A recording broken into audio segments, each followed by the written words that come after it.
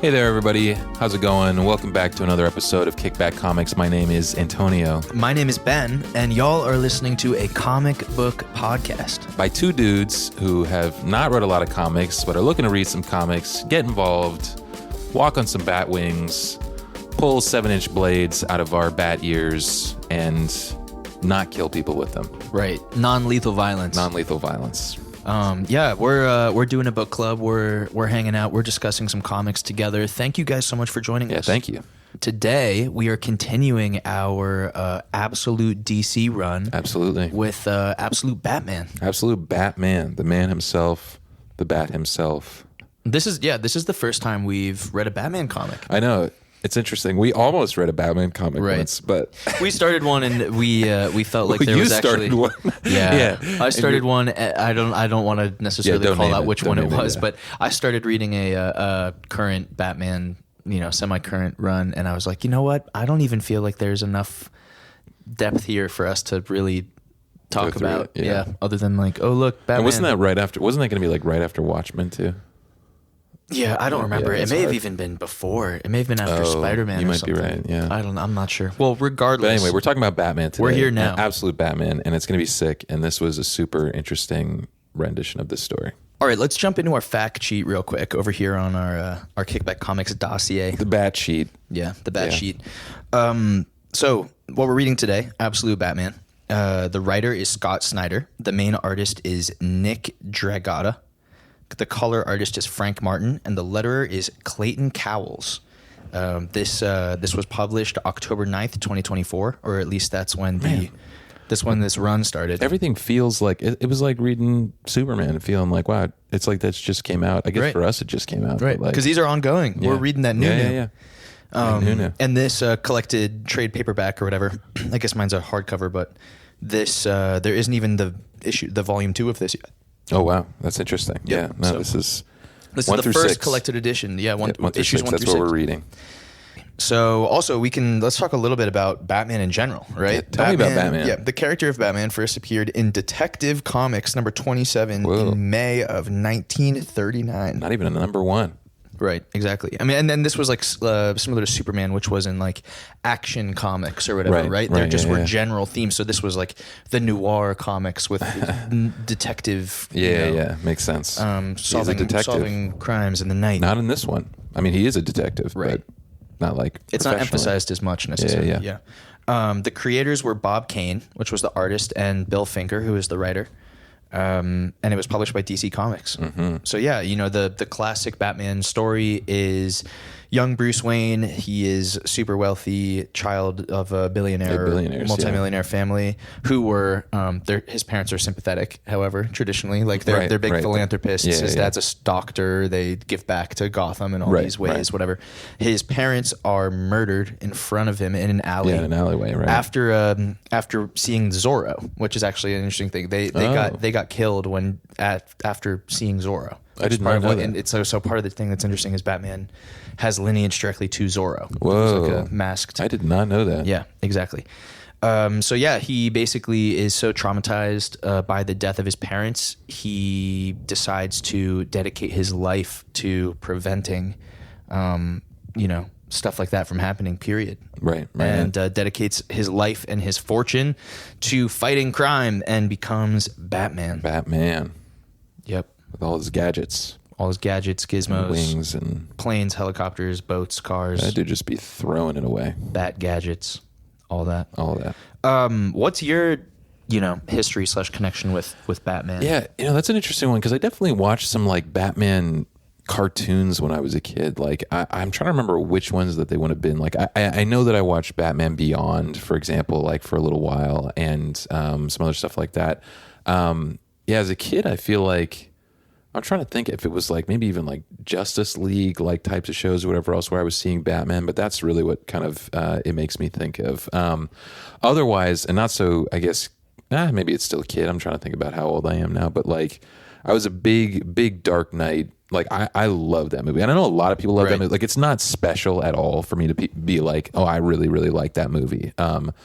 But I really like that movie. I just enjoy so many aspects of that movie. I just think it's so fun, so like high stakes, whatever else, all across the board. And I mean, everybody's going to talk about Heath Ledger doing, an unbelievable Joker. But that's a lot of the stuff that I think of. I did actually, funny enough, watch a little bit of one of the like original Batman shows with my dad a while ago. Was it the animated one or the No, this is like the old, the sort of like really campy one. Yeah, very wacky, like absolute goofball Batman, like holy like whatever Batman, like holy Batman, right? That kind of stuff. But yeah, Batman's always been interesting. I think I was definitely more of like Spider-Man kid, which I think we talked about when we were talking about Spider-Man. But yeah, definitely watched a good amount of like Batman stuff as like a kid. There weren't as many like, I don't know if there were as many like Batman games like as a kid. I mean, obviously we got the Arkham games and things like that later on, but maybe that's what kept me out of it. What about you? What was your Batman childhood experience? Yeah, or non-childhood? Similar to you, honestly. I think my first exposure to Batman was also Batman Beyond, which is really funny. I think that's super specific to people our age, because I remember I got this like little paperback Terry McGinnis Batman Beyond thing when I was a kid, and I read that over and over and over. And I mean, the Christopher Nolan Batman movies, they just really changed a lot of things in film, and is also really our generation's Batman in a big way. Yeah, there were so many Batmans before Batman was obviously a big thing in the 80s, 90s. They started having films with different, a lot of different iconic actors and directors, and everybody did Batman. But Christopher Nolan was one of the first ones who did it in a way that just like really won people's respect. Like he did it in such a gritty, grim, realistic, modern interpretation. What if Batman was like real? Yeah. And Christian Bale did a great, like for me, who's the other guy who plays Batman like nowadays, like in Superman versus Batman? What's his name? Ben Affleck. Yeah. I have not even like really watched those movies that much. So like in my mind, like when I think of Batman, it's very much Christian Bale. Right. Batman. Yeah. I mean, Robert Pattinson has also played Batman. I did. That's actually a good point. Yeah. He's probably this generation, which is interesting to think about, like a comparison of like who he was like for our youth versus like who he is for people, I love the Robert Pattinson Batman. No, I think that they're great. And there's a new one coming out. It's not this year. It's next year. No, I don't know. It's unclear what's going to happen because the DC film, a lot of people. It sounds like James Gunn is going to try to have the Robert Pattinson Batman continue to go and also be independent from having his own Batman that's going to fit into his DC universe. That kind of makes sense, right? But it's also that's a crazy. We've never, obviously the pop culture is becoming more and more accepting and not even accepting of based in superhero storytelling and whatnot. Right. We've never had two Batmans at once, like two major to the average people, we might say, oh, they're going to be confused. How are they going to, we can't have two Batmans in the theaters? Yeah, it's not. We did it almost with, we were packing in the Spider-Man actually for a little while there for sure. Yeah, I mean, and that's all, again, Sony determined to maintain the rights, not let it go back to Marvel. They just need to keep making that stuff. Yeah, very true, very interesting. It must have been, so it was Batman the Animated Series. It's just called Batman the Animated Series. Yeah. That was one I guess I watched as a kid. That one's iconic. People, that was very much the one that I was, I think, watching as a kid. Yeah, because that Joker too. Yeah, I definitely remember for sure. Ski.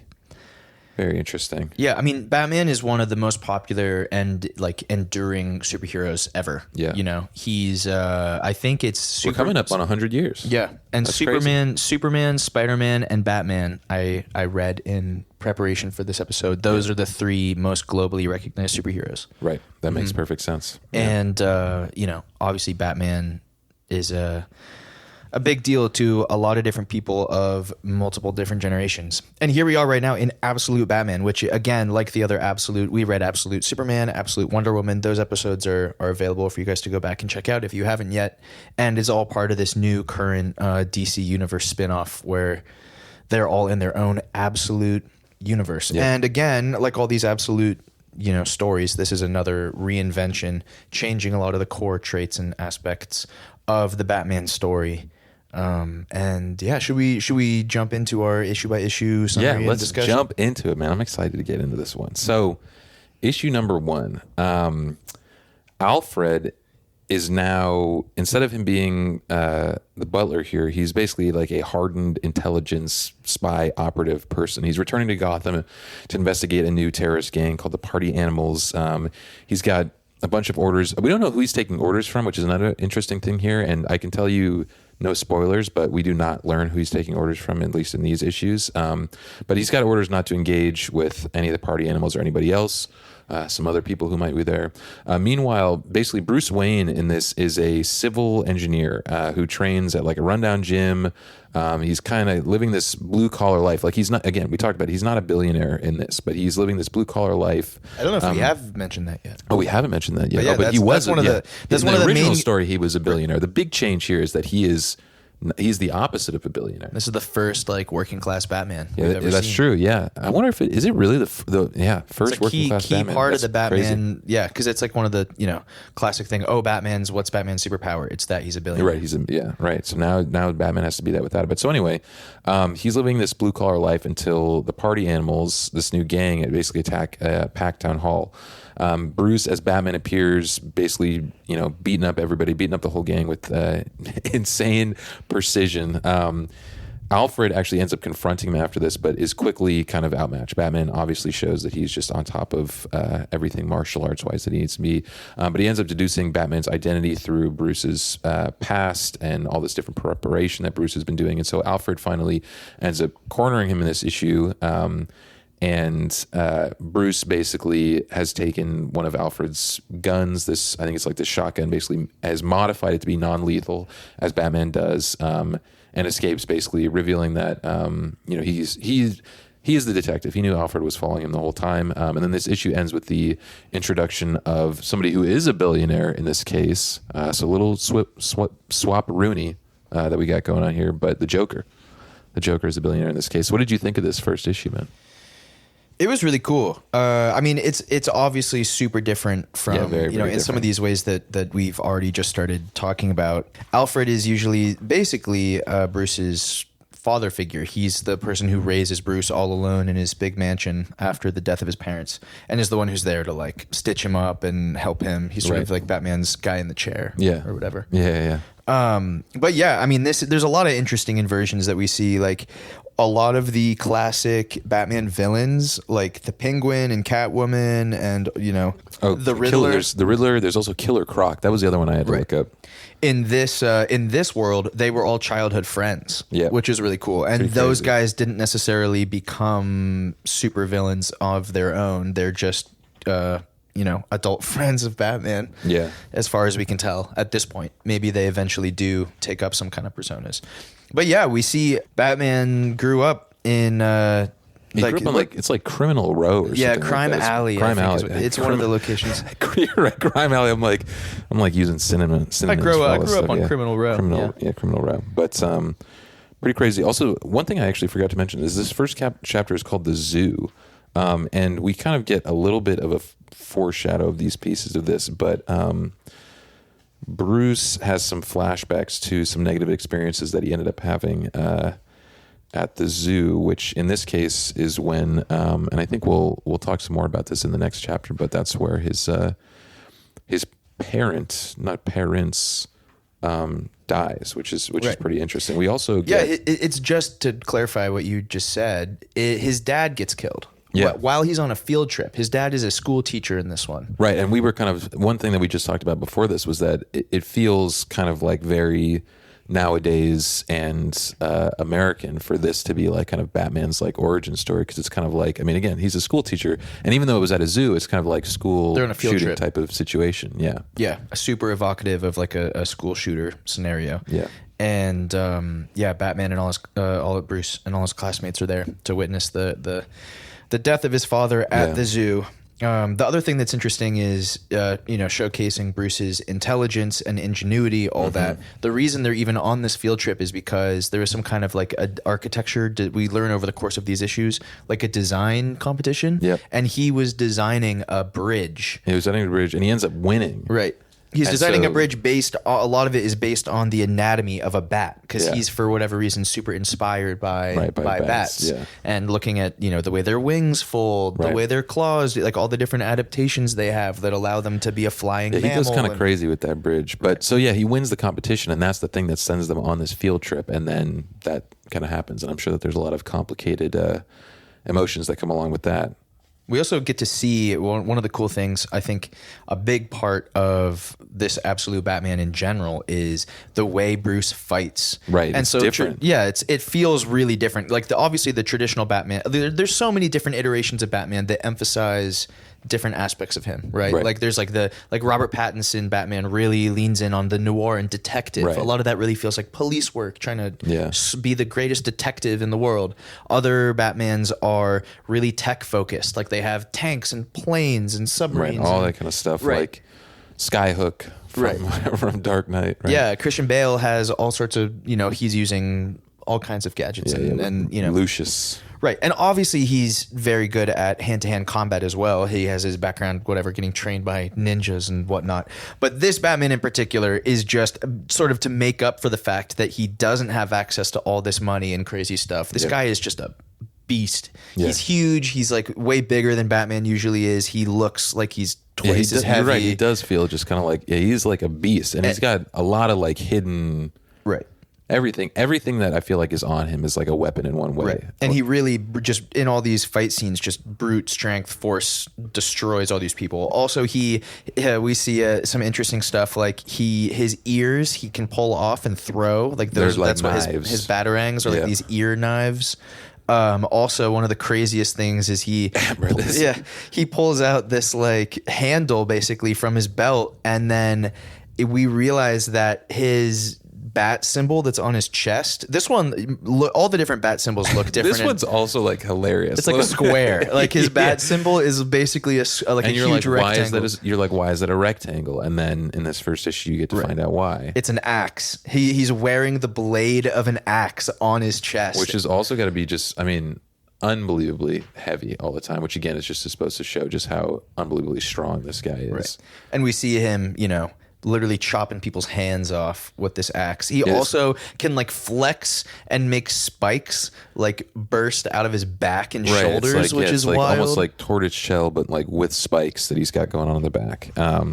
Pretty crazy. Other thing, he walks on like his wings as like, I think they're also like, I don't know. I think they're also like sharp or whatever else. Yeah, he has hooks. I remember there's some part where it explains he can like stiffen the material in his wings, snap it out. So we see him hanging upside down from these like wing hooks. We see him walking on them like weird stilts, and then he can release them and grab it, throwing people around with them. It's really just it's just fun. It's a different sort of like narrative. Physical, like it's a different sort of physicality than is familiar to us. And neither of us are, as we keep reiterating, neither of us are comic we haven't read a lot of or, comics or Batman experts. If you haven't listened to the intro yet, go back and listen to it. Yeah, we make it pretty clear. But it's even for us, we'll say this feels like its own type of Batman. Yeah. And let me just jump back to the dossier real quick. I think in my research I put down some of the sales figures. This Absolute Batman run has been super successful for DC. Interesting. It's been really popular. Let me see here. Here we are reading it. So it has been pretty popular. Yeah, so let's see. It says... We don't even read a lot of comics. Yeah, we don't. But now we do. And we know about this. So it is popular. So the first issue reportedly had a print run of around 250,000 copies. It became one of the best-selling comics of 2024. Whoa. Issue number 1 had to have multiple printings. Whoa. Which is pretty cool. That's pretty wild. It's been critically praised as a cool reinvention of Batman's mythos. Whole bunch of different positive reviews. So yeah, this is one of the most sought after books. Like, for example, when I was at Comic-Con, that's where I picked up my issue of all 3 of these Batman things. I found a booth that was selling books, and I bought 3 of the books in the morning and asked if I could leave them there with him. Mm-hmm. And by the time I came back to pick up my books later that day, they were all sold out. Whoa, that's crazy. So this first printings of all these issues have been super crazy popular. Wow, and are really connecting with fans. I think Absolute Batman is the most successful out of all of the Absolute runs so far. Wow, that's at crazy. least that's interesting, financially speaking. Well, I guess we'll find out. I mean, actually, I totally forgot as I was talking through this summary of this issue. There's a lot of other big things that actually happen in this issue. Like we learn a lot of people's backstories, but we also learn Gordon's backstory. And so in this, Gordon, what is his first name? Jim Gordon. Yeah, I think you're right. Jim Gordon. Jim Gordon is the mayor in this case. We learned that he was the police commissioner before. That was part of the way that he ended up becoming mayor. But he becomes mayor, and when the party animals are attacking City Hall, this gang, they actually shoot him.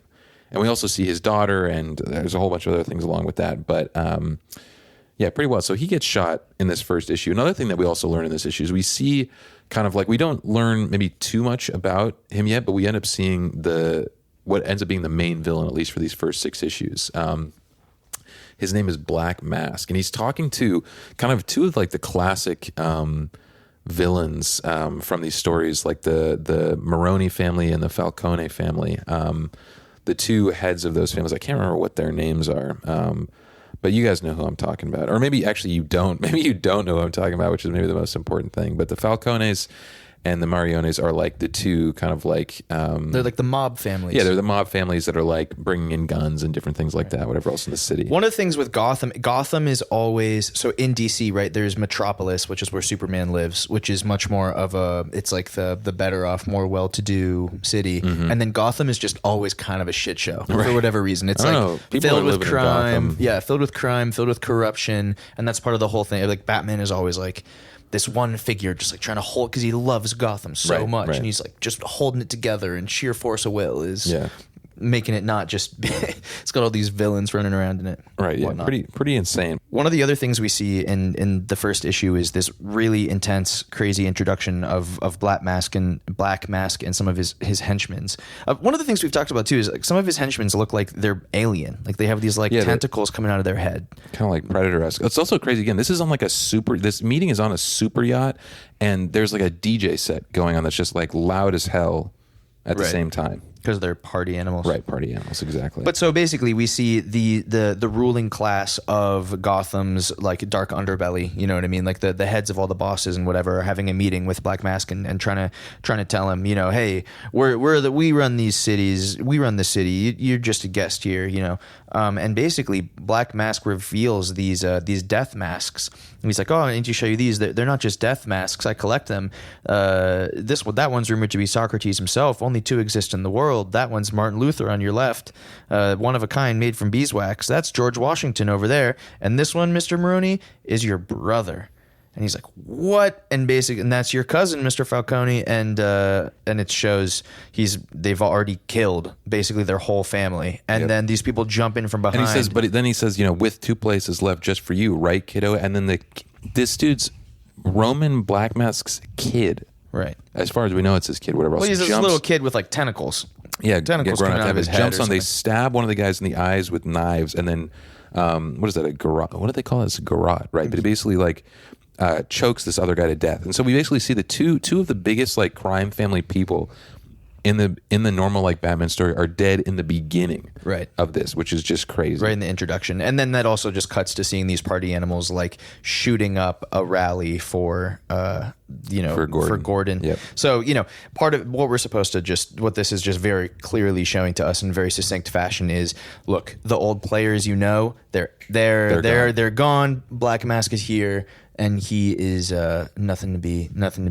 They played with his party animals break into this rally and just they shoot Gordon, which again, crazy. Yeah, put him in the hospital. And Batman jumps in and starts. This is when we start to see him really start to throw down when he pulls up and stops this shooting. Yeah, crazy. Did anything stand out to you from like a storytelling perspective, going to any of our like Scott McCloud concepts or anything? Yeah, I'm thinking about that. I mean, I feel like. I don't know. I'm thinking about a bunch of the different like panels and things like that themselves. Storytelling wise, it's an interesting question. Was there something that jumped out at you? Well, I mean, the one thing I might say is it sort of feels especially compared to Absolute Superman and Absolute Wonder Woman, a little bit more simple from like a layout standpoint. Like it's not exactly on a 3x3 grid the way that Watchmen is, but if you look at all these panels here, it's mostly told like most of the panels are made up of pretty straightforward rectangles of different size that sort of very clearly transition one to the other. There's not quite as much like really drastic, really inventive panel layouts. Not that it's not well done, but it's sort of right. It's just a different. We just read Wonder Woman, right, and that was a very different experience. Like they were just like shapes that you had never seen before. That these panels were, right, and so that's just an interesting, different stylistic choice for what it is that they're trying to convey here. I guess I might also try to say it's all just a little bit more straightforward. One thing that's interesting, when you look at these flashbacks from his childhood, the panels are a bit more washed out. They're way more pastel. Yeah, that's interesting. A lot lighter. And then you can even see when we see a panel that is amongst the flashback, but is showing him in the modern day, reminiscing. That one is much more saturated and less.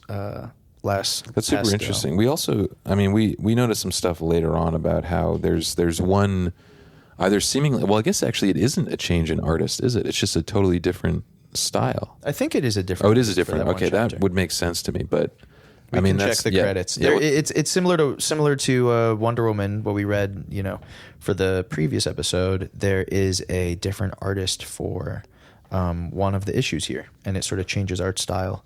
That's also a flashback moment. Right. It's showing when he first is making his costume before he has everything sort of put together and figured out. So that sort of underlines that that's the flashback issue. Right. It's pretty, it's really, really interesting. That's, I'll take a little side note here, but like, that's probably one of the more interesting and kind of just like fun things I think for me about like reading these comics is that, seeing like an artist change right in the middle where you're like, it's interesting because like for this, like, and for certain ones of these, you notice that the artist has changed, but I think if the story is done well, it kind of flows, and you're like, you notice that something has changed, but it's not that crazy big of a deal. And I kind of, with this one, you definitely notice the change, but I felt a little bit that way with this one, where it was pretty easy to follow, and it didn't feel like it didn't jerk me out of the story seeing the art change or whatever else. But I think that's one of the most fun things, seeing people's different interpretations. We get that also with all the different covers that they do and that they show really cool in these trade paperbacks as well. But seeing all the different interpretations of these characters is super, super fun. Right. Same with all the variant covers that these show. Right. The different artists making the different covers and whatnot, which even might be a completely different style from what the whole issue is. It's right. That's super fun. Super fun. But so anyway, this is his first chapter. We get a lot of setup for what's going on here. Alfred's a spy. Batman is not a billionaire. Joker's a billionaire. Joker's also not really in this yet, but we get the Black Mask. We had little hints, but we also get the Black Mask, who is definitely, he's on like a gigantic yacht. He's meeting with these very powerful crime families. He seems to be the guy or whatever else. Gordon also gets shot. And so we're seeing that the party animals also have they seem to have a lot of people kind of like out of nowhere, which is pretty interesting too. So should we jump in? And let's jump into issue 2. Yeah. Bring us in. All right. So 2 weeks after their original clash, Batman continues his relentless war on the party animals. And all the while, Alfred is secretly aiding him while gathering, surveillance and intelligence on his own mission. We also see Bruce reconnect with his old friends during a poker night, and he's sort of subtly mining them for intel on the party animals gang and, trying to get some intelligence out of their own connections and political connections. Criminal alley. Right. So a clue leads him to the mayoral candidate Hill. And when he goes to investigate, he's ambushed by both the police and the party animals. He narrowly escapes, only to discover Alfred waiting below. So the two escape out of this huge tower in this like giant bat-shaped construction vehicle, which is a crazy moment. We see more flashbacks to Bruce's previous trauma, and we also see, hints of a more important relationship with him and Selena Kyle, who is Catwoman. Yeah. Pretty wild. One thing we talked a little bit about his mom in the last issue, but that was one other thing I forgot to mention is that he goes and sees his mom. But so anyway, we learn his mom's alive. His dad's dead, but his mom's alive. And we see more of his mom in issue 2 as well. Yeah, definitely. This it's wild that he has a parent. That's I know another that's just like the huge crazy thing that he has a parent. Him being an orphan is Pretty so integral. core. In every other version, it's like, oh, he still has a mom. Yeah, who he still has a relationship with. Yeah, I mean this whole issue is pretty. I mean, I think that one of the most fun things for me was like, I love, again, this is like different interpretations, right? But seeing all these different villains or quote unquote villains, what we thought were villains that he's hanging out with and is like old friends with. I mean, these are, we talked about this earlier, I think, right? The Riddler, Killer Croc, Catwoman, Two-Face, and the Penguin, right? So it's like everybody that you expect, again, him to be like beefing with, he is not beefing with. At least as far as we know at all in this one, which is pretty wild. Yet, like you said, he's gathering a bunch of intel from them. I think one of the funny moments that I wanted to point out here, which I think is I mean, it's funny that they actually pointed out, it almost feels like fourth wall-ish, but it's not. But when Alfred is like looking into Bruce and like Batman, he's like finding all of his like shelters and whatever else that he's been jumping around and throughout the city, and like they're in the shape of like a bat. Right. Bruce is really theatrical. Yeah. Like when you like what Antonio is saying is, if you were to plot out all his little bases on like on the GPS map of Gotham, yeah. They look like a bat, which is crazy. Yeah, but he definitely goes above and beyond for the bat stuff. Also, like you can see when he burns down the skyscraper, he has all the like fire and pyrotechnics and whatever set up so that it looks like his bat mask. Like you can see his face. Like he knows he's in a comic, so he's just got to make it super cool. But super epic. But pretty interesting. We also end up seeing that Batman's mom and actually, is it in this issue? I think it is. Yeah, Batman's mom. What is her name? Because it's that's a good Miss question. Martha Wayne. That's her name. Right, because in Batman vs Superman, Martha. Yeah, right, something like that. Yeah, exactly. So Martha Wayne, she's actually friends with Jim Gordon and them already, which is something that we never think of at all, because that relationship just doesn't exist. Right. But so they're friends in this. They've been around. She helped him also get elected as mayor and everything like that. One actually thing that I just noticed as I was looking through some of these pages, one of my favorite things actually, and maybe we'll talk about this at the end again too, but like the little like they're not like flashbacks exactly, but like the little panels that like show like little like fun little like bat facts that are like throughout here, where it's like when again, and the reason I'm talking about this is because this is when Martha Wayne is visiting Jim Gordon in the hospital. Jim Gordon also looks shredded for some reason as well too. But they have this little single panel thing that says bats can be social or solitary, right? And it's just all these little like cute little bats. Yeah, cute. I love that little like art in between that they do there. But anyway, so that's super fun. We get this whole poker thing. Batman's trying to basically figure out where all these party animals are coming from, and everybody, I don't think that his like whole crew like knows too much. I think that like Two-Face, Harvey Dent knows like maybe like a little bit. Penguin might know a little bit of something, because I think that he's probably tapped in with like the Maronis Maronis and the Falcones. But pretty interesting to see all of them as like young people as well too. Right. So one of the coolest One of the coolest action beats happens right after that poker game with his friends, right? Where we see him investigating this guy, Hill, who's running for mayor. Yep. And he, scales up the side. This is some classic Batman imagery too. Him like scaling up the side of the building, infiltrates this, high-rise skyscraper, goes into the computer, and it turns out that the whole thing is a trap. And on the huge screens in the office, we see this, Black Mask, the head of the party animals, appears. He looks real weird too. They've not explained why he looks like this, but he looks like a pretty alien dude. He's got big old teeth, big head that looks like he almost looks like a fly. Right. All the party animals are wearing these like really bizarre, sort of grotesque masks. Some of them are animals. Some of them look like skulls. Some of them look like animal skulls. Right. Yeah. You're right. It's very sort of off-putting and weird. But he looks different. Black Mask looks different from like all the rest of them. Right.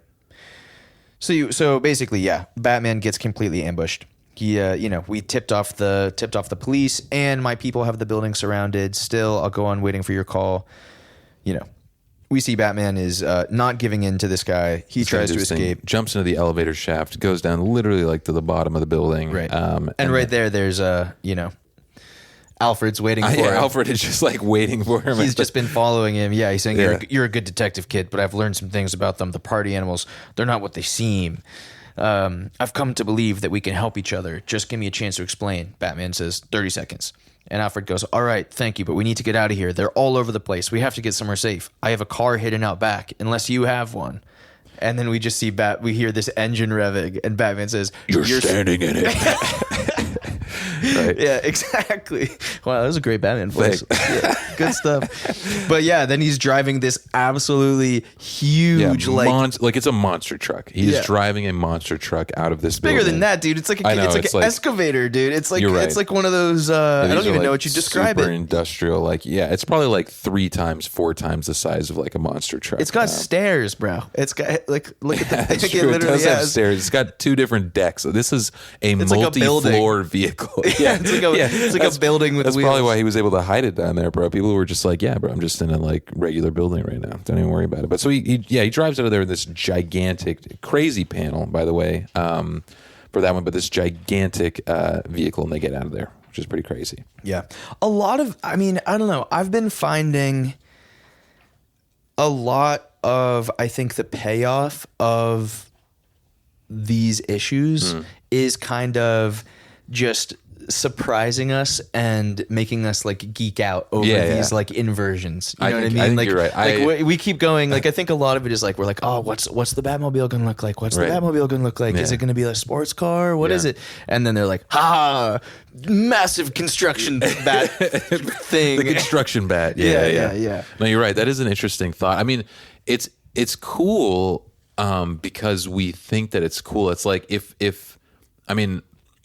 it's like a funny double-edged sword, I feel like, for the writers and like the people that are creating this, right? Because it's like you have this moment that you have to like really be sure that the stuff that you're putting out is going to be cool, or people are just going to be like super disappointed. You know what I'm saying, right? But they did some good stuff. I like what they did here.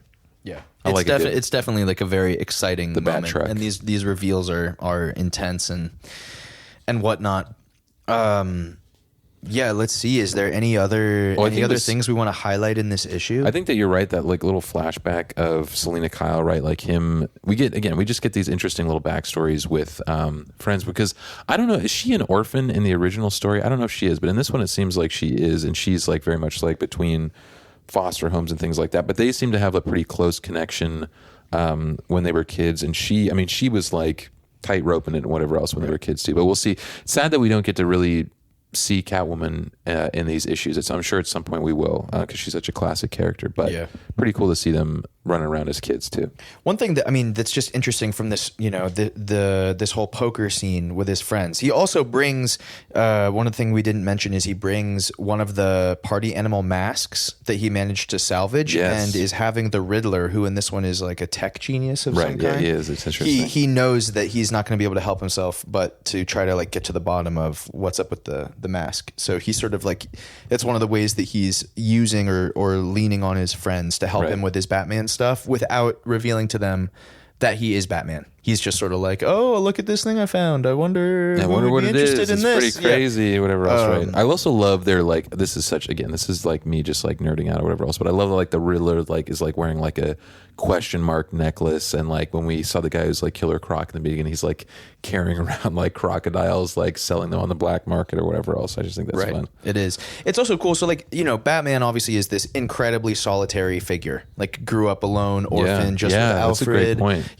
And then in part of his sort of arc traditionally in Batman storytelling, right, is he sort of creates this like bat family around him, which is what it gets referred to, because he always has like a Robin, or then he ends up having multiple Robins over the years. He has, Batwoman, Catwoman, all these sort of Nightwing, all these different characters that surround him, part of him and become a unit. And that's part of Batman's thing, is like learning to not be so independent, right? And antisocial. Right. Yeah. And in this one, the Bat family, he's got BFFs. Right. I mean, they've been friends since they're like what, in their 20s or whatever else now, probably almost like 30 or whatever else. And they've been friends since they were like 10. Right. And it's cool to see him have, community and people that he's sort of like leaning on. Obviously, he's still this sort of like brooding, solitary, emo figure. He's still very much an emo guy. Right. But he, it's just cool. It's cool to see that he has a crew, even if he's not fully revealed to them that he's Batman yet. it's just cool that he has people that he's around. It makes him a little bit less of like a total weirdo. Right. And we see him like, Selena Kyle is sort of trying to get him out of his shell when he's in his room, depressed about his dad dying. She's like, come, let's go on this tightrope. Let's go walk around on the roofs. Let's go walk in between buildings. Don't you worry about it. Yeah. It's cool. She's a real one. Should we jump into issue number three? Issue number 3. So we've got we've just had them kind of break out of this building with this gigantic vehicle. But so they're barreling through Gotham, Batman and Alfred together, fleeing both the party animals and the Gotham police as they end up fighting their way out. Alfred is arguing with that Black Mask. And also, actually, one thing we didn't talk about is the Black Mask's name is Roman Sionis, I think it's Sionis. But so basically, Alfred ended up explaining that Roman is secretly this global mercenary Black Mask, and that Bruce should consider making a deal with him to kind of slow down the violence rather than fight him and escalate this whole thing. And Bruce, funny enough, ends up totally rejecting this idea by ejecting Alfred into the ocean as they like drive off of a pier, and he just like goes into this tunnel that he's had the time to build in his free time. But so he ends up ejecting him out of the thing, basically says, no, I'm not taking that deal. Through some of the flashbacks in this issues, we see young Selena Kyle, right, as you were kind of mentioning before, help Bruce process his father's death. In the present, we end up seeing Bruce is basically gathering new intel. The party animals' masks are tied to a crypto reward system called Black Coin.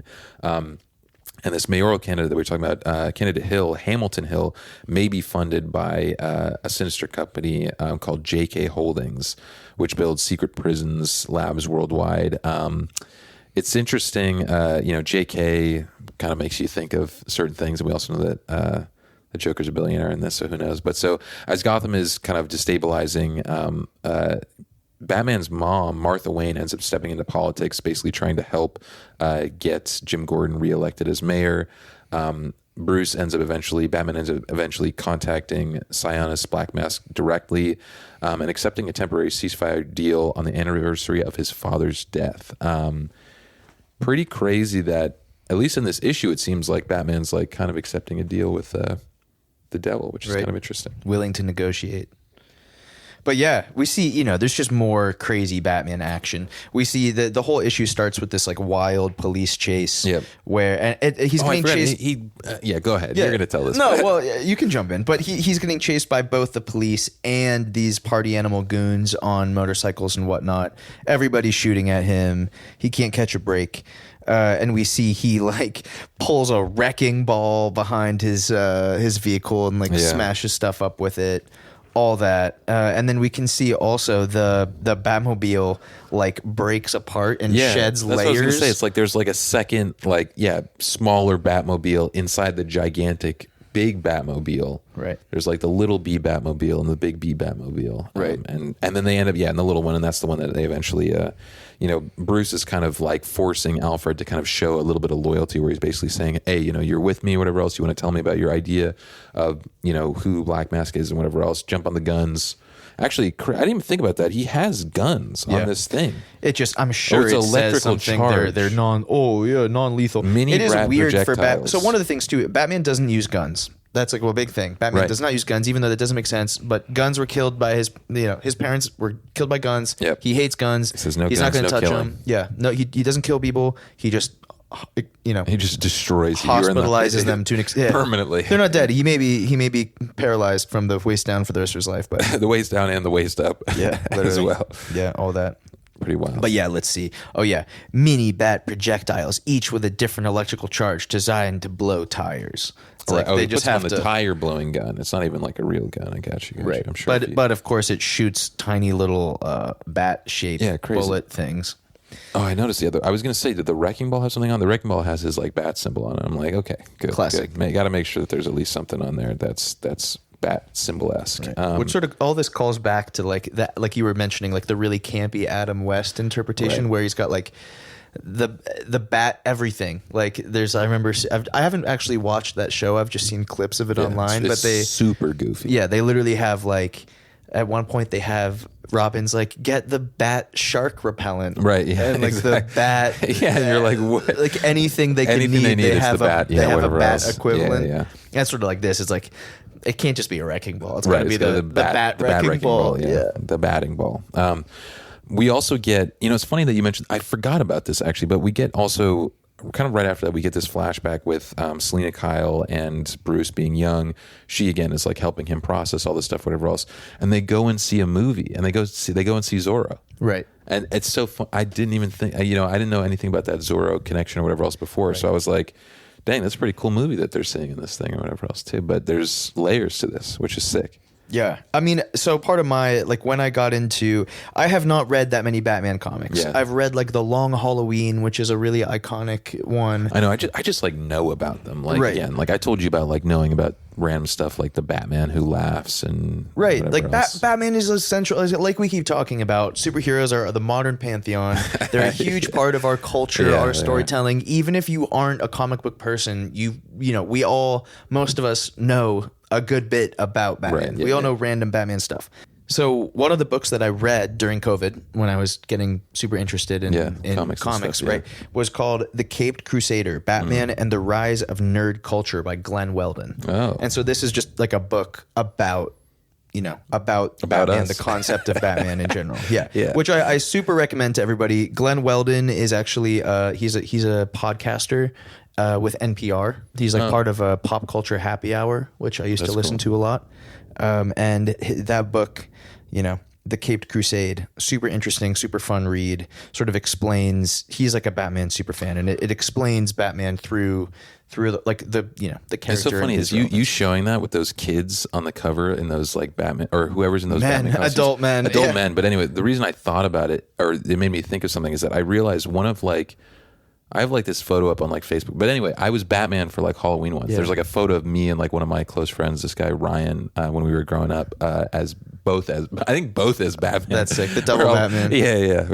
I was Batman once. I remember I had a Batman costume that had I was about to say. Did you have the muscle chest? The chest with like the abs or whatever else. So fun. Yeah, the Batman with the muscle chest. Like that was like the coolest part of the costume. Right, my costume has abs. Yeah, bro. It's even funnier with these like 10-year-old kids that are going around with like Batman costumes. Yeah. Hey, bro, that was serious. That was big. That was a big deal back in the day. That's true. That's very true. But anyways, I bring up this Glenn Weldon book to be like, it's weird because like I have my Batman knowledge and context. A lot of it is from that book. Got you. Very interesting. So a lot of the stuff where I'm saying, oh, this is a traditional thing of Batman. It's like, yeah.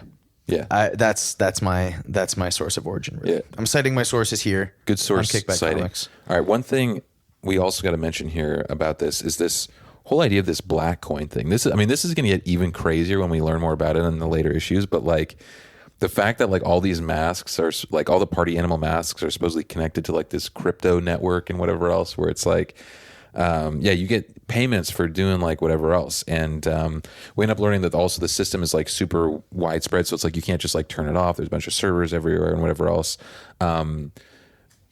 But I don't think he ends up learning about a specific thing in this issue, so I won't say it yet. But anyway, we learned that it's pretty hard to take this whole thing down.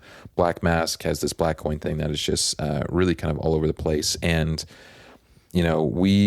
we may end up learning what it is that they're seeing through these masks later on, which is pretty crazy. But so anyway, we also get another kind of deeper look into who Black Mask is himself, Roman.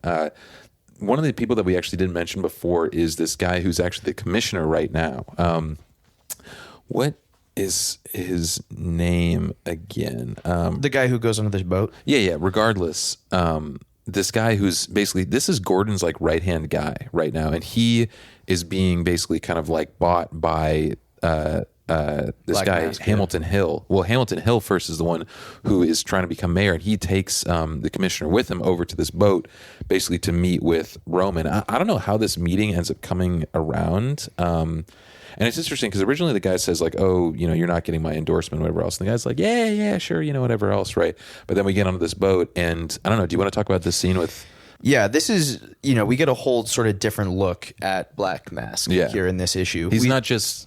he's not just a guy in a chair right. doing like behind. I mean, he's doing a bunch of behind the scenes stuff, but he's getting involved. He's getting physical. So we also see his home base is on this like really intimidating, like super crazy, mega super yacht, and we see this this political figure is being brought in to meet with him, and he is in basically his underwear, like a Speedo, wrestling this other just absolutely ripped guy. It's also weird because the other guy definitely looks bigger than him. Oh, totally. He looks like a different weight class, but they're wrestling. And he's just sort of taking this meeting while having, he's talking to this guy while brutally wrestling this guy. We're talking about how he's a pacifist. Yeah, literally. Yeah. I'm a professional pacifist. I mean, of course, look at you. By pacifist, I mean I help bring peace to troubled areas around the world. Good places being taken advantage of by bad people. In your city, it could use some peace these days under your boss, Jim Gordon, and some very bad people. They're tearing Gotham apart, And he says they're tearing Gotham apart while he's literally ripping this dude's... like breaking this dude's arm or something. Like he's like tearing the muscle or breaking this dude's arm. And then, and the guy he's fighting also, like, the commissioner who's there, he, like, recognized this guy. He's like, oh, this guy's name is, which is kind of hilarious, his name is Bibbo Bibowski. He's the former champ southpaw from Suicide Slum. The guy's, like, a fan of this. I guess it's interesting that he's, like, is southpaw also for wrestling? Because I think isn't that, like, a boxing thing? Yeah, southpaw is just, like, you're, like, left-handed. You're left-handed. Yeah, okay, right. Sure. So, but anyway, so he's this, like, known wrestler. And Black Mask is just, like... in a fight with him in front of him while like talking regularly, and then just like breaks this guy's arm. And I mean, it looks like kills him. Like he chokes him. He chokes him out to such an extent. He breaks his arm. The guy's crawling away. Then he drags him back, and he's like, no, we're not, whatever else. And then he literally chokes him out. Yeah, in front of both these guys, and sees his blood vessels all burst in his eyes, and we can see he's trying to tap out. He's tapping on the guy's leg until he becomes completely unconscious. Yeah, potentially dead. We're not sure. And this is just such a power trip by Black Mask, because the other guy is saying, "All right, he's had enough," and he's like, "No, don't worry about him, Commissioner. Let's go talk." Yeah, and it's just sort of showing he feels comfortable, basically. Killing people. I mean, he's proving something here, because this is the police commissioner of the city that he's in, and he's saying, I will kill somebody in front of you, and you won't do shit about it. This is my boat. This is my territory. Yeah, and you guys are going to submit. Yeah, exactly. So, I mean, that's honestly, in my opinion, like one of the most striking scenes in this issue.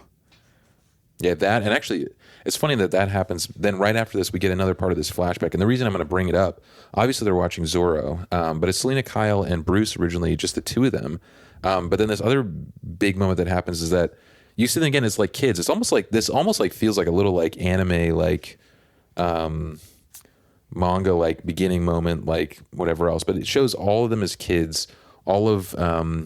Croc and Penguin and all these different people, whatever else, they come into the movie theater with Selena Kyle and Bruce, and they're all like they're literally just like best friends as kids, like forever. And it's pretty, again, vastly different experience than Batman normally has, which is pretty insane.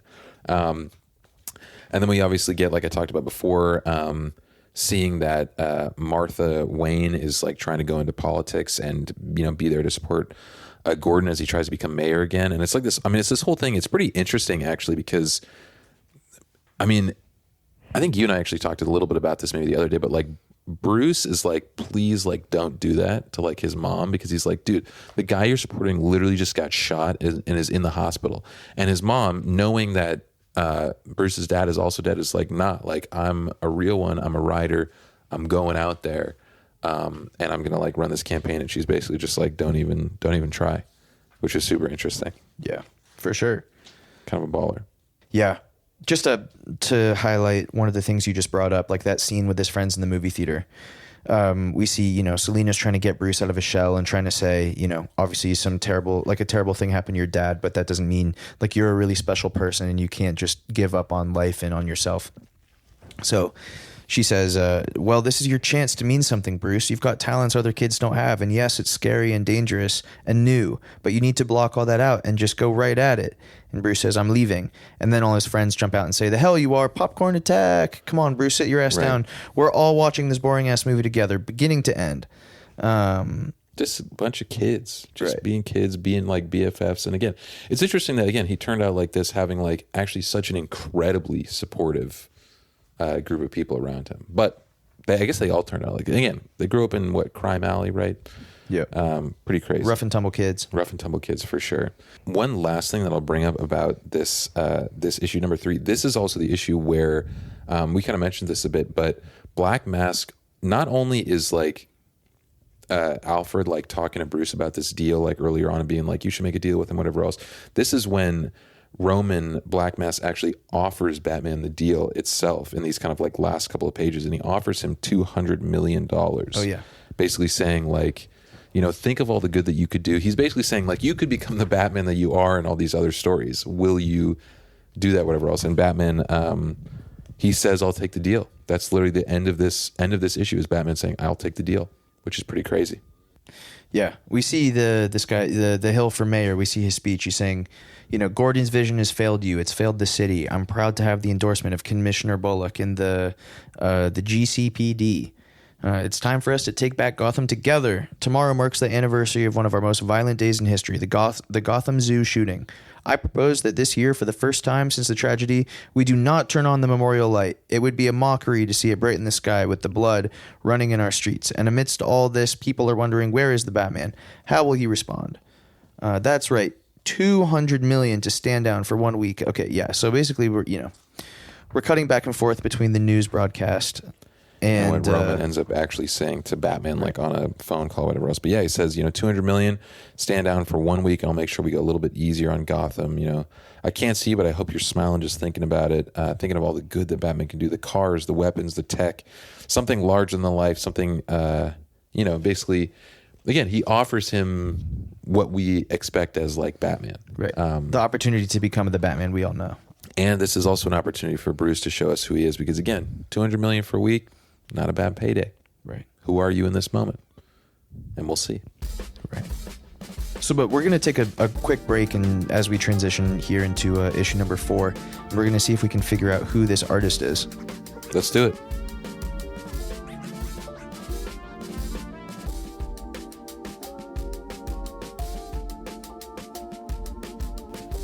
So now we're jumping into issue number 4. First interesting thing about this issue is that we do have an artist change. Normally Nick Dracota is doing all the art here, but we do have Gabriel Hernandez Walta, who's doing the art in issue number 4. And this issue is exploring basically Bruce's kind of first attempts at being Batman, kind of vigilantism. First, he's kind of this like scary gun-wielding like vampire like looking thing that's got like fangs and whatever else, and then he becomes this kind of like more tactical guy targeting Gotham's illegal supply chains, and we also see this in this issue kind of through a couple of flashbacks with his dad and a soul-searching journey across the U.S.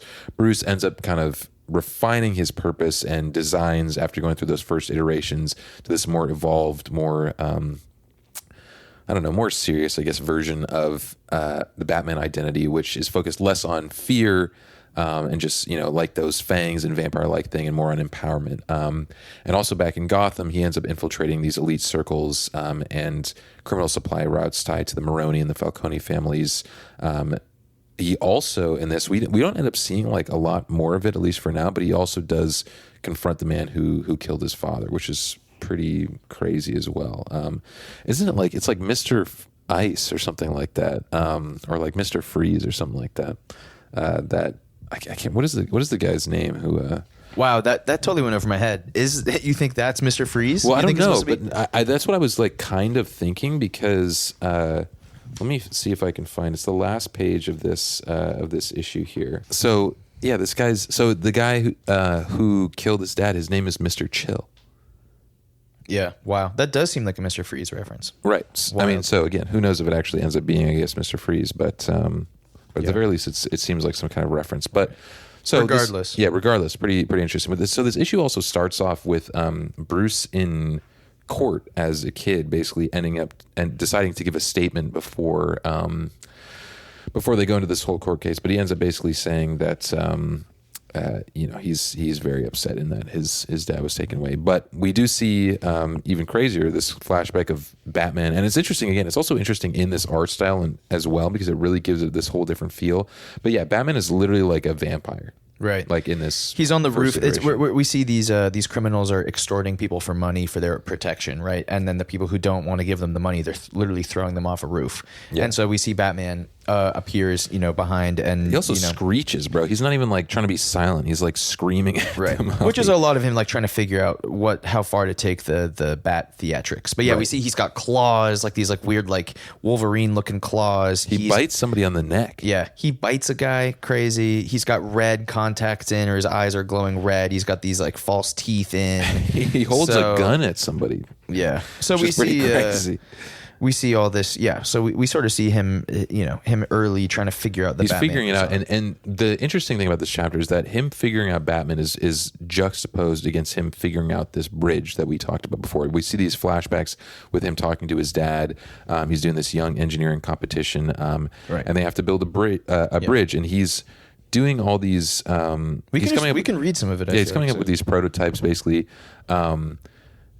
There's this moment where we see Bruce say, I choose a bat. And then his dad says, sorry, Bruce, choose a bat for. And then he says, the Young Engineers Competition. It's held at the zoo this year. A lot of their animals come from distressed areas, so we have to build a bridge for a place like that, but themed around an animal. That's the idea. And his dad's basically like, well, it's big, whatever else. And he says, that's the idea, Dad. Bats are intimidating.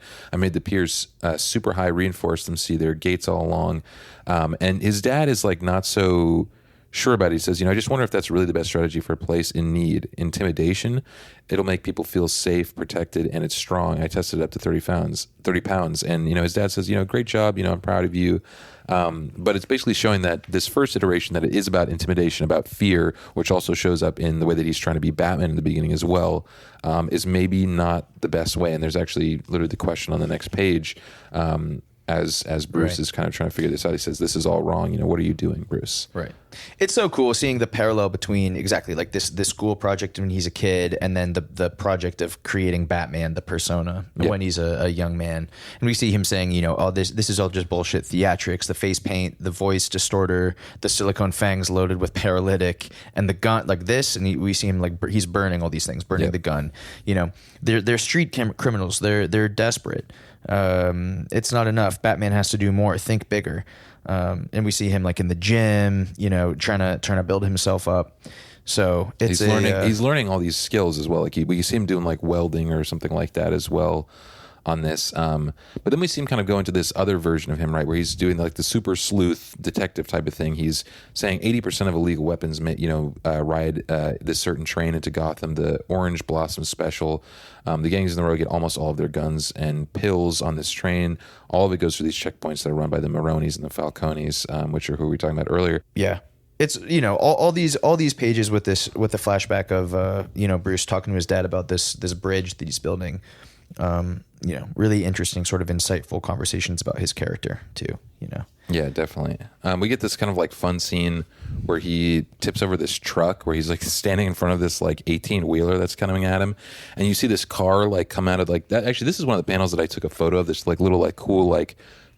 Because we end up learning it's like an RC car. Right. With the way it shows, we don't see the scale. We think it's a like a little Batmobile. Yeah, but it's like this little RC car that he ends up using, and it has like a what do they call it? It's like a remote detonator bomb thing. Yeah, either like a detonator bomb thing or whatever else, or it's like what you use basically like to put cars on like a lift thing or whatever. So anyway, basically he sets up this thing and it basically shoots up and knocks the back of the truck like up into the air, flips the whole thing, basically makes it crash into the wall. And part of what this is highlighting again about this Batman is he does not have the traditional resources that normal Batman has. Right. This is normal RC Batman car would Batman. pull up with like this crazy car, and this that Batman has like is missiles on it, like whatever else. In this Batman, he's like just like buying an RC car at Toys R Us and like doing the most and with decking it out. Yeah, exactly. Yeah. Then we see this one. He says, "I'm kind of nervous to show you. Maybe it's a little weird." But ta-da! And he shows this like crazy origami thing. We see like this is the third iteration of his bridge that he's showing his dad, and each time it's completely different. We see he's really like working on this project. He says it's got everything out of the other designs, Dad, but this one's got an extra feature. It flies.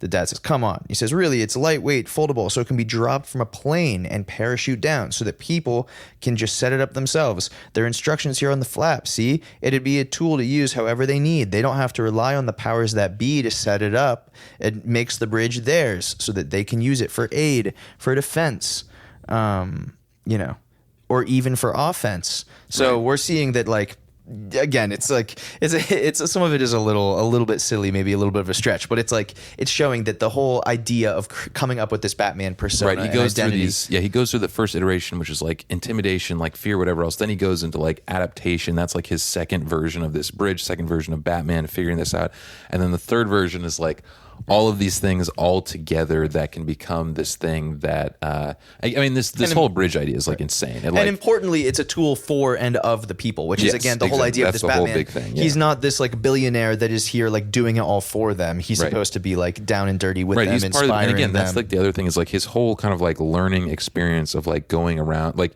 they talk about that he like has worked like so many jobs. He knows Gotham so well. I think that is something that Alfred points out early on, is that he knows Gotham very well because he's like worked like at City Hall. He like did all these different things. He became a civil engineer, so he knows all the buildings and he knows all the whatever else, which is pretty crazy. But so again, this whole chapter is just like Batman learning how to be Batman and learning how to be all these different facets of what it is that makes Batman great, and not just being kind of one of these little pieces. Here's another great line here at the end, or another great sequence of lines. He says, and what makes a bat at its core for me is that it defies the impossible. It's the only mammal on Earth that flies, Dad. The only one. It's this crazy little creature that shows us that we can beat It's this crazy little creature that shows us that we can beat anything holding us down. To this bat, nothing is impossible, despite what anyone tells you. It says, go bigger, go higher, go places you didn't think you could. So what do you think? And then his dad says, I think it's ready. Yeah. Pretty, that thing that you talked about, that one of the conversations that he and his dad have, right, is talking about this thing where it's like, what is something like at its core? I will say, actually, when I was reading this, that was something that actually just got me thinking about stuff in general, just like in life, whatever else. And there is like a really interesting way of thinking, right, with that, which is being like, yeah, what is this thing like at its core in the deepest parts of this, or what are the things that make this what it is? And Bruce's dad talks about that with just like who he is as like a person and what this bridge is trying to do, like at its core. And I don't know, I thought that was actually a very interesting, like philosophical part of this that was brought in there. But so anyway, we get the bridge. It does so many different things. It like, you can drop it from the sky. That's like part of the thing. It's like, yeah, you can drop it from the sky and it lands like perfectly. Like Batman. So it can be deployed anywhere. Pretty unbelievable. We also get him like testing all of his different like early gadgets and whatever else. That's where he's got his like, bat thumb. Yeah, and the origami that he developed as a kid is part of how he like makes his bat wings like snap and have these crazy like spikes and whatever that we see him using. Super crazy. Yeah. So anyways, this is like our little origin flashback within the origin of Batman in this like greater 6-issue run here. And we also see him just hating the rule. I don't know if you talked about this already, but we see him just really hating the What can you read? Can you read some of that? Yeah. So basically, he's at the annual Dance for a Better Gotham charity ball, where basically all of the kind of like the richest people are mingling and whatever else. But basically, he ends up saying, Batman says, me, I'm here for him. Randall Powers, a billionaire who owns the trucking conglomerate the Maronis and the Falcones were using.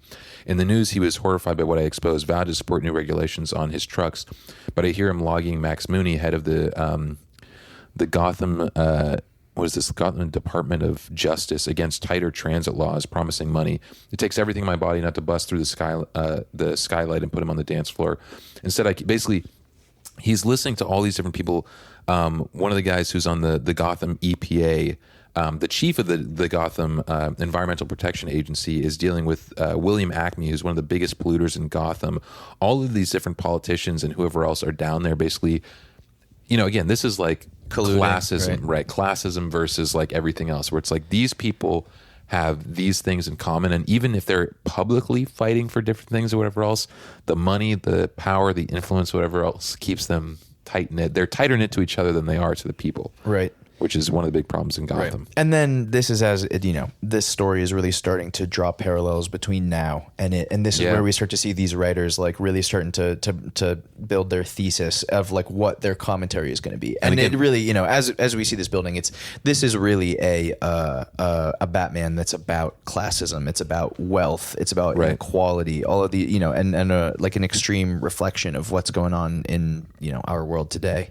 And like billionaires, it's like when we were kids, and I'm sure in like back in the day, like someone that was a billionaire was just, wow, how cool, something to look up to. Like, oh, Batman, he has all this money. Sweet. And of course that means that he's going to be generous and helpful and a savior. Right. And nowadays, that is not when the average person thinks about a billionaire. Eat the rich, baby. Yeah, we are not going, oh wow, what a great guy. Like these are some of the people that are in the world the most able to do the most good, and instead they are just plagues on our society in so many ways. There is no such thing as an ethical billionaire, right? That's what they say. Yep. I mean, I certainly agree. Yeah. Oh, but they create so many jobs. Yeah. All right. We're done with that. Yeah. Fight us in the comments. We'll be there. Come after us, bro. Yeah. Come defend your billionaire daddies. Defend your billionaires. Yeah, who you have so much in common with. But this chapter ends with Bruce confronting the guy. Bruce, as like an older, closer to his actual age now, confronting the guy who killed his dad, Mr. Chill, and basically saying, you had something to say. Sadly, we don't even get to hear what he has to say in all these issues, but pretty crazy that he's actually interacting with this guy. We'll have to see. And again, we talked about Mr. Chill. Maybe that's Mr. Freeze. Maybe that's somebody else. Who knows? But anyway. Are we ready to jump to the next issue? Yeah. We're jumping into issue number 5. You want to give us a summary for this? Sure, yeah.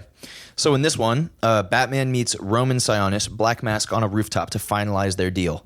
But he reveals... This is actually one of the craziest moments. He reveals he used the $200 million payoff to create a giant flaming bat symbol on the memorial light of the abandoned zoo. Is this like a Dark Knight reference, though? Yeah, well, it's because the bat symbol. That's like in traditional Batman stories. That's when right, when Gordon needs him, you light the beacon. But like you remember in the Dark Knight where the Joker gets all this money and he's like, this is where some people just want to watch the world burn, and he lights. Joker burns it. Yeah. He sets like the money on fire in front of like the other guy like with him, and he's just like, yeah. But I wonder. No, you're right. I mean, that's part of the... That could also be a reference to like another part of a Batman story that we just don't know about. But again, this is like showing that in the Batman movies of our youth, it was the super evil villain Joker who was burning all the money, and now it's our hero protagonist Bruce Wayne. He's the one burning $200 million.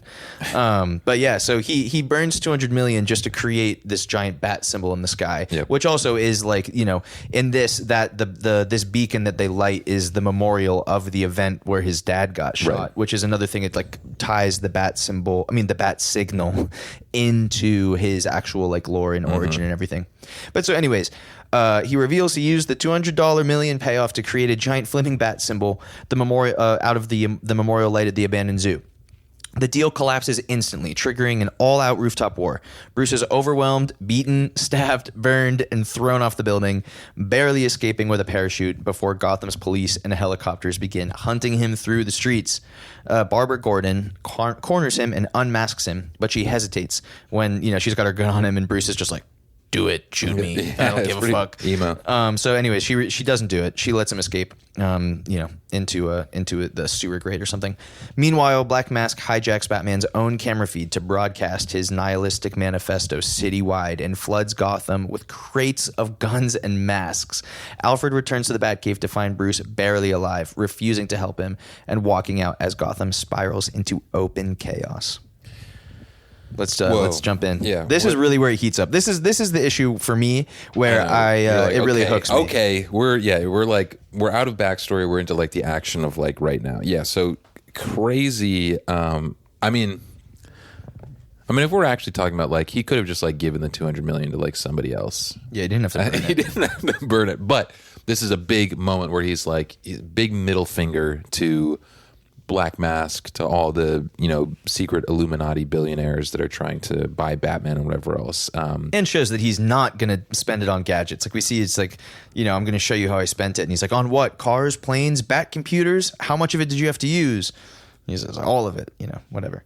all of it. Yeah. Or I guess not, because he doesn't have the voice distortion. He's saying all of it. Yeah, no, he probably. Yeah, what if it's just like his I bet regular, he just like, sounds like that just normally. He's like, I'm fucking Bruce Wayne. I'm Bruce Wayne. Yeah. But we see that, the issue kind of opens with this. We're sort of jumping between this conversation with like child Batman and Jim Gordon at his dad's funeral. It's not even Bruce. It's child Batman.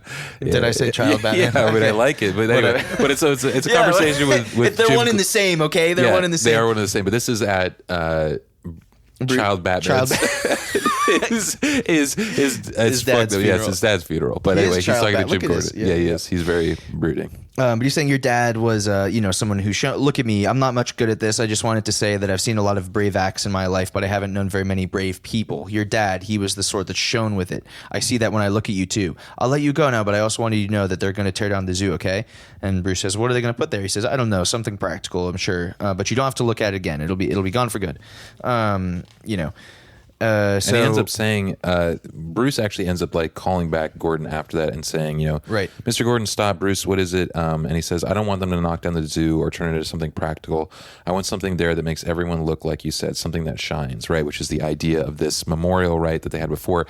And now we've got this callback, which goes into this great panel where we see Batman, like kind of like hunched over as this flaming money bat signal is in the sky over the back of him, which is pretty cool looking. I like that one a lot. And it's pretty funny.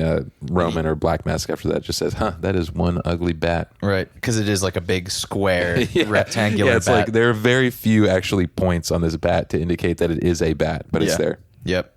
And then, he yells, party animals, the deal is off. And we see all this violence beginning. And Bruce says, see, Roman, I don't need cars or planes or computers. I don't need anything that you have. All I need is Batman. Is Batman. Right. Yeah. So then he starts a whooping. Yeah. Then we get this crazy like fight that ends up happening. Bruce is like much more, like he's always violent, but again, this is like he's willing to stab people in this. He's like flipping around.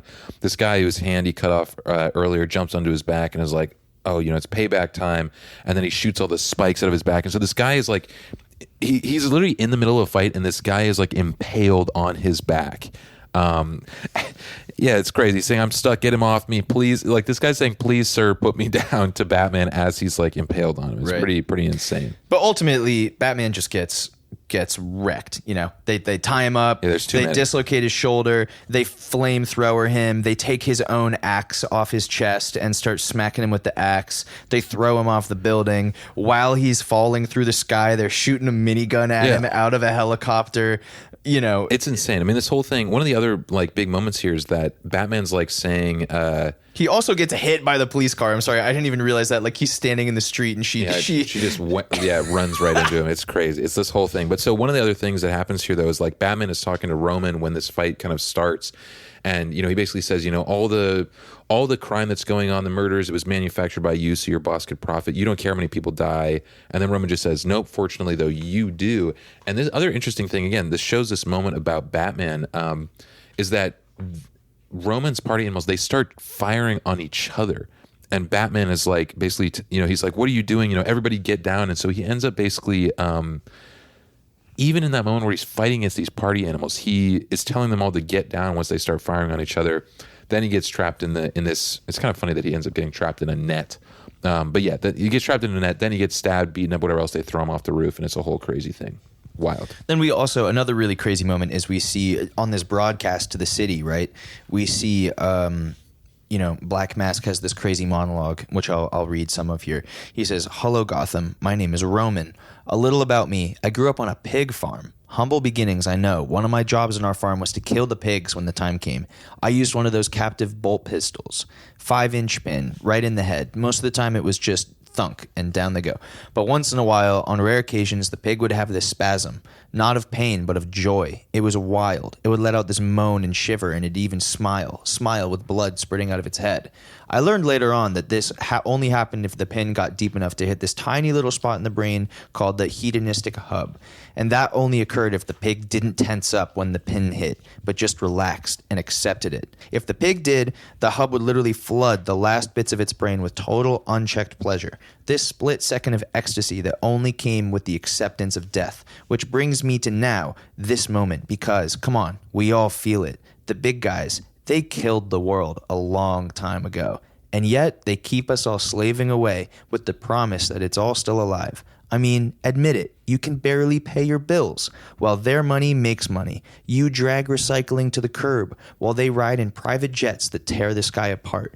You struggle to hold this system together that does nothing for you, doing the right thing just so that they can do the wrong. Why? I'll ask again. Why? Wow, crazy. That was another thing that I thought about when he says, you know, this world is like dead long ago. I was like, is it? I was like, wait a minute. Right. That's kind of crazy. Like, Yeah. is there a situation where that? I mean, that's I like don't know. now, man. I mean, like That's with what I'm climate, saying. it's That's like what I'm saying.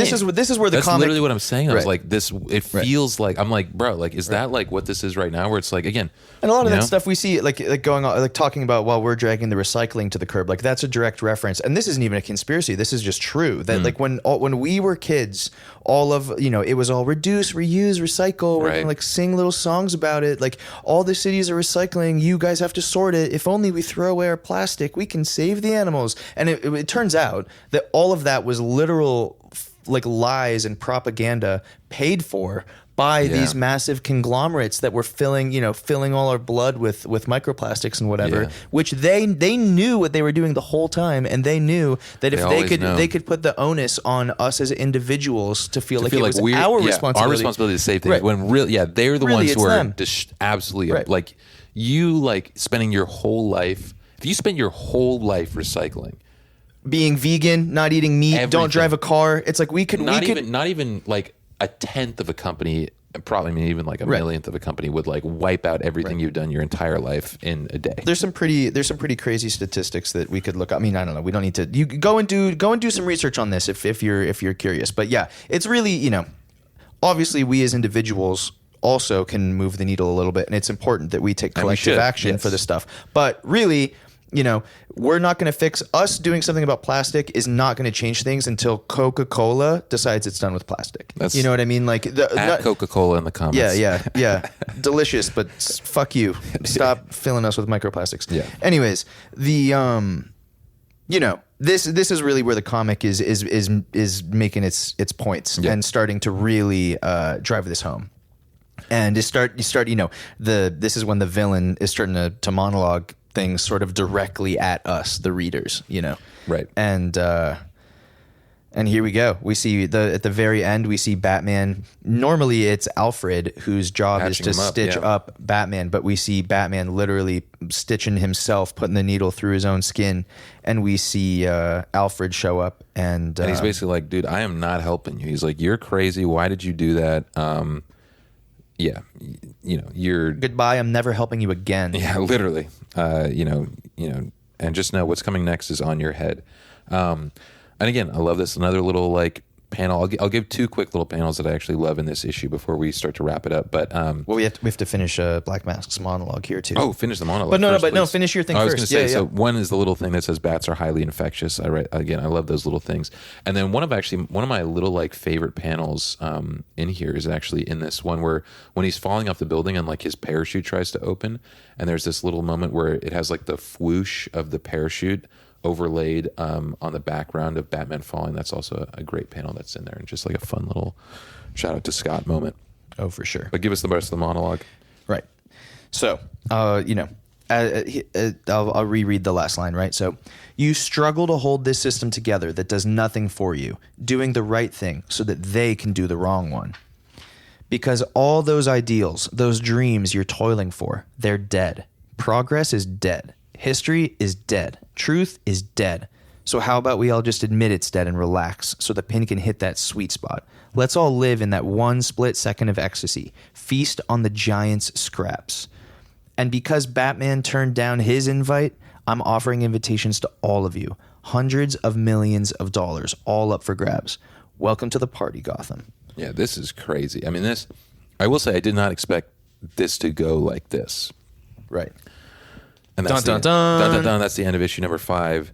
Jumping 6. to our last one, issue number 6. This is, again, we're in high gear here. But so anyway. We're in the purge, basically. Yeah, we really are in the purge. That's actually a lot of what this made me think of. But so badly injured and on the run, Bruce is seeking refuge at the gym of I can't remember what his name is in this, but Killer Croc. Yeah, Killer Croc's gym finally reveals his identity, crazy, to all of his old friends, recruiting them to help take down the party animals.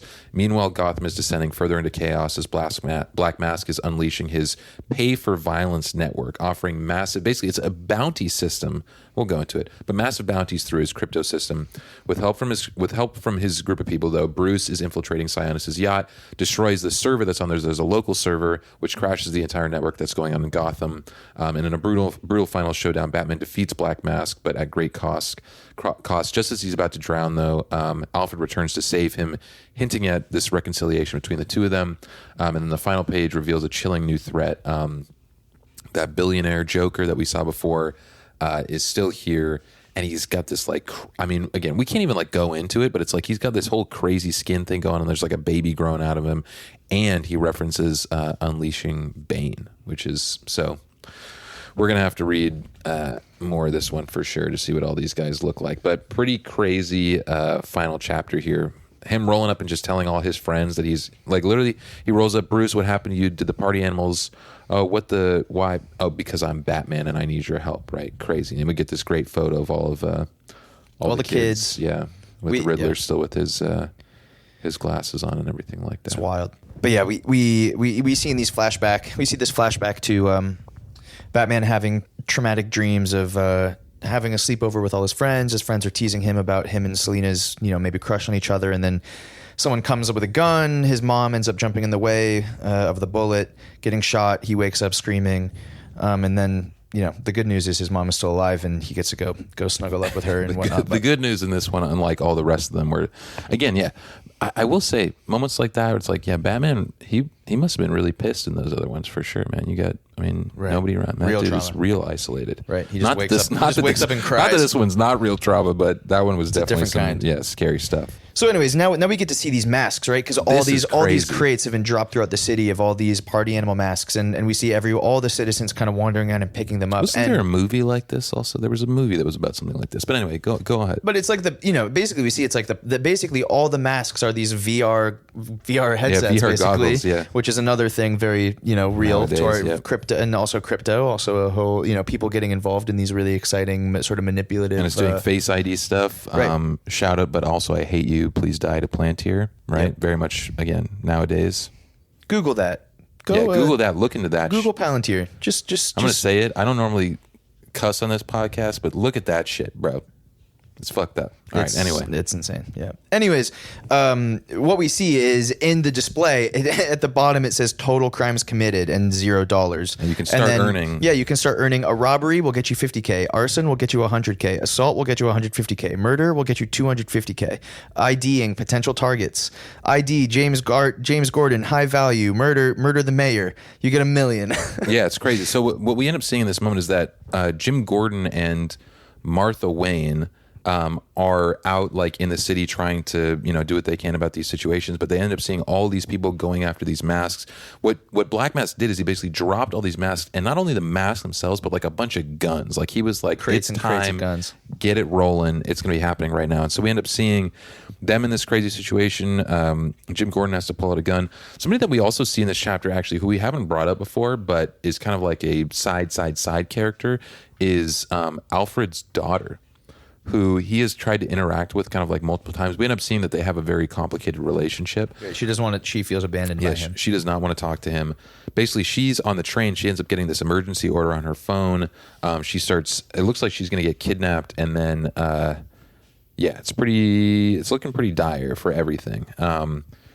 And we see Batman's, on the attack. He's going. They realize that he's deduced that the signal and the Wi-Fi structure, or whatever, all the systems in place that are operating these masks are coming off of the yacht, which is out in the harbor. That's where the local server is. Yep. Yep. Exactly. Server. Thank you. I got you. Thank you. Local servers.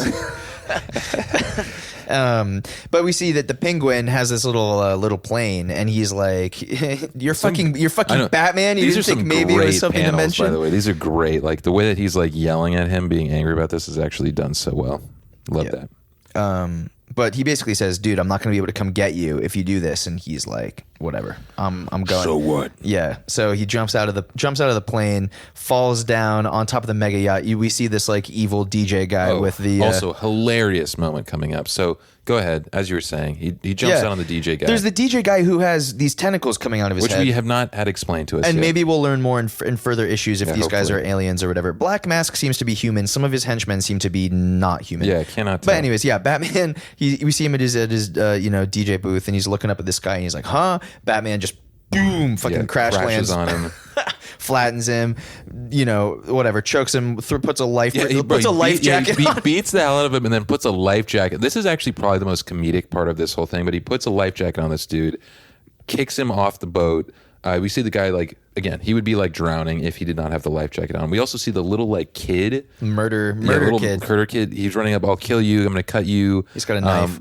And then Batman just looks at him. Great moment. Also, very much looking like Batman Beyond in this little panel, kind of like right before that, which is kind of funny. But Batman kind of like sneers at him and then literally like drop kicks this child. Picks him up, puts a life jacket on him, and punts him. Yeah, literally punts him off the boat. And then the wife shows up. And it's interesting. This is actually a moment that's kind of interesting where Batman, the woman shows up who's been with Black Mask this whole time. I can't tell if she's kind of like alien. She's kind of got some alien things going on. But she's looking for the kid. And then Batman like evil grins at her almost. And she just like jumps off the boat herself. And then Batman, again, being himself, he throws a life jacket in after her, which is just so interesting. But crazy. Kind of the most comedic moment that's going on there. Pretty wild.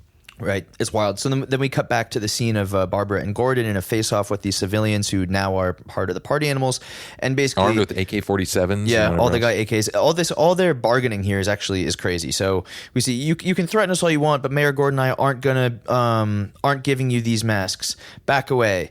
For the sake of the whole city. And then this random person says, "Oh, that's rich. All this happened on your watch, Gordon. We're just trying to get something for ourselves before it all goes to hell." And she says, "You all saw Batman's feed. All Black Mask wants is that Gotham..." You want to read it? Oh, no, sorry. For some reason, I misread what you were saying. So go ahead. Oh, no, it's all good. So he says, "You all saw Batman's feed. All Black Mask wants is Gotham in chaos. He's using us so his cronies can get a profit or get more control. Who knows? But all this is a damn game to him. And the only way we win is by not playing." And they say, "Yeah, well, maybe that's all that's left these days. A game most of us never got to play unless we got lucky. And you should have been quicker, folks. Check them values." And they're basically realizing that they're each worth $1 million. Yeah, crazy, man. Yeah, wild. So then we see that now Batman is in hand-to-hand combat with Black Mask on the ship. They're fighting in a bowling alley. Batman is wailing on him with he picks up bowling balls, just smacking the hell out of him. This is interesting where it's like Black Mask just keeps on telling him that he's like kind of like insignificant and like nothing he's doing is like matters or whatever else. And Batman, kind of like interesting moment here, he's like, "Tell me again how I don't matter." I love it, as he's just like wailing. He's like, "I fucking love it." He's just wailing on this dude. He whips out one of those like choking devices. It's a garrote, I think it is. I think that's what it's called. Right. It's like two sticks with string between you can use to like subdue people. But anyways, he starts choking Batman out. We see all these flashbacks to conversations with Bruce and his mom, and then this is one of the most metal moments of the comic, where we see his ears, which we know already are these knives that he can detach and throw. They basically go like chink and like switch into a forward position, and then there's this huge panel where he stabs down he's like headbutting him. Headbutts his ear knives into this right dude's into his face. eyes, or where his eyes would be if he were not a fly. Super metal. Batman just stabbed this dude in the face with his face, basically. And he's also not dead. Right, which is I wonder what that means, honestly, the fact that he's not dead. But maybe he's not human. Black Mask, but so then Batman ends up going through. He goes onto the ship, is looking for. He's kind of in this gigantic server room. He's looking for the one that he needs to turn off. It's probably not even one, but he is in the server room. He basically takes a pin out of one of the grenades that's on one of his belts, and at the same time, this is when those party animals are actually looking at Martha Wayne and Jim Gordon, basically saying, "I'm sorry, Mrs. Wayne, I am," right? They're about to kill him for the money. Batman blows up the ship, or at least blows up the server room. And the system goes offline, and all of the people that have the party animal masks are like, like, what's going on? It's dead. Does that mean there's no money? Right. And then Martha Wayne, is a total G, looks at one of the guys who just took his mask off and just punches him in the face. Again, showing that these people, when they're in this extreme position and have the, millions of dollars motivating them, they're willing to say, hey, the world's burning, whatever. I don't want to have to kill a woman, but look, I'll do what I got to do for $1 million. Yeah. And then as soon as there's no money anymore on the line, they're like, oh, well, obviously we're not going to shoot this woman. What good does that do for any of us? Yeah. And, I feel like they're trying to say something with that information as well. Yeah. And we also have kind of like, as part of this as well, we're getting these flashbacks that Ben was talking about.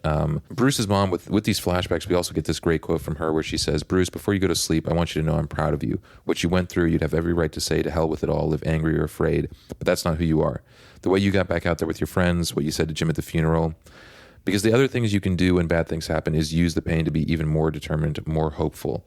You wear the pain like a damn cape, and you work every day to stop those bad things from ever happening again. And that's how you win against the nightmares, how you win against all of it always. So, we see that he has a strong relationship with his mom. We get this great one of those fun little panels that says, bats live long lives. And they do. And so we see Gordon pulling Batman out of the water. He's basically, what we see is Batman also like drowning. He's like falling deeper and deeper into the water after blowing up the server room. Alfred comes to save him. We get this great line, which I'm sure is a throwback to many a Batman comic that says, now let's get you patched up, of Alfred saying that. And then we get our crazy epilogue moment with seeing the Joker. Yeah, I don't know what is going on. This dude is like grotesque. It looks like a crazy mutant situation. Yeah, it's like a mutant guy. He's got all these like weird, bubbly little like red, like it almost looks like infants like coming out of his skin. Yeah, like infant faces or whatever else. I mean, what's interesting is that little infant thing has like a little tentacle thing coming out of its head, so it makes me wonder some things about that. I bet a bunch of there's probably some big reveal to us about what all these sort of like monstrous tentacle things are. Yeah, this epilogue. Sir Sinus is reporting. It seems there's been a small snag in Gotham City. Joker says, "I'm aware. It's time. Get Bane." Right. And that is the end of Crazy Absolute Batman issues 1 through 6. Crazy ride. Really interesting retelling. We get. If you're reading the trade paperback like we are, you get all these really great, awesome variant covers. But fun. I thought this was actually really, really fun. And there were, like I said, there were some moments that actually made me really think seriously, which is pretty cool as well. What'd you think overall, Ben? Yeah, I really enjoyed it. I think the last 2 issues were the most exciting for me, for sure. When the action sort of really picks up and we start getting that, I think like really good writing actually with the villainous monologuing and all of that. Mm-hmm. I don't know. I mean, I think overall, not to be critical in any way, but I think out of the 3 different Absolute runs that we've read so far, this one maybe didn't hook me the most.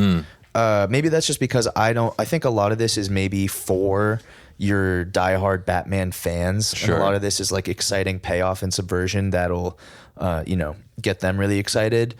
Versus this, to me, just sort of feels like a cool Batman story, And I found the, Absolute Superman was more openly political from the beginning, off rip, which I thought was it did it in a really cool way. Yeah. I thought Absolute Wonder Woman was just like a more straightforward, mythic tale. I feel like maybe what I'd say about this collection of Batman issues is I didn't find them the most satisfying, just these 6, but it did get me like really excited and curious to see what's going to happen. And also excited, we see here, you got the variant cover. I know, I was just looking at this. We had to talk about this. There's a variant cover in the back of our trade paperback that has Batman, Superman, and Wonder Woman in actually one image together, which is going to be that I think will actually be super fun continuing to read these. It's going to be insane to see what a conversation looks like between the 3 of them. Yeah, I know they're going to be like, we need to blow up every billionaire on the planet for sure.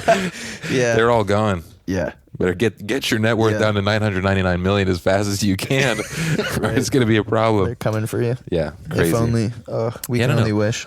I like this. I think I get what you're saying for sure. I think that like I liked the outward politicalness of Superman and I liked or the political. Sorry, I don't know if political is the right word necessarily, but like just topical, like like important, relevant issues, like you know, climate change, artificial intelligence, all that stuff. All that very, very on the surface, like very much, you know. And so I definitely liked that a lot. I liked with Wonder Woman, I liked the I liked the art, I liked the story. I had fun with the all of the mythology aspects that were a part of that as well. I think there was a lot of unique art that was going on in there, and I think that also, I mean, I don't know if we talked about this in the episode, but I also think that Wonder Woman being written by a woman was also a pretty fun thing that I think showed off in the writing there as well, which was cool. This is interesting because it's like I honestly I did like this. I think that for me, like one of the things that I do like a lot is that kind of like subversion thing. Even though I'm not like a crazy Batman fan, I like when it's like, oh, like he's like with like all his friends who are like all the villains. I'm like, for some reason that just like tickles something to me where I'm like, oh, this is crazy. Like I got to know what, like how they're going to interact with each other. Like, do they become villains eventually? Do they whatever else? I think that's cool. I think I would say that like, I don't know as much of like, we'll have to see, I think in later issues, what having his mom around like does for this story, because I think that there's like we're kind of getting two things at once where it's like he has like his mom, but he also has like the community of kids around him, which is kind of like doubling up on that thing, but we'll have to see what that comes around for. I liked it overall. I think it was fun. I think that I also just think that like using just like having Batman be around for as long as it has been and still feeling like you were like, oh, here's like new cool Batman things that we can come up like with his, you know, origami wings and like the knives coming out of wherever else. I think that's just like fun. So I liked it. I thought it was cool. I think I definitely understand what you're saying. I think it was different. I mean, these were all kind of. Well, yeah, I think that's actually going to be kind of fun about it. Is that these were all different. Yeah, they were kind of like. I mean, they're similar in certain ways, whatever else, but a little bit of like a triangle. And this is the fun part about having different authors and different artists for all of these things is that they do feel different enough, but will come together in their universe. And I wonder who's going to do the art for that when they are all in the same place. That'll be super interesting to see for sure. Well, we're going to have to find out when we eventually, jump in and read it. I guess I would like, hey, give me your final thoughts. But no, it's not that I didn't. I'm more trying to like clarify. I guess. No, I don't think that you didn't like it. No, I know, but it's like it's more it's less that I didn't like this collection. It's more that like this one is, from a financial perspective or popularity perspective, above and beyond I think the bigger one out of the three. Right. Like more DC fans are fired up about Absolute Batman than Absolute Wonder Woman and Superman.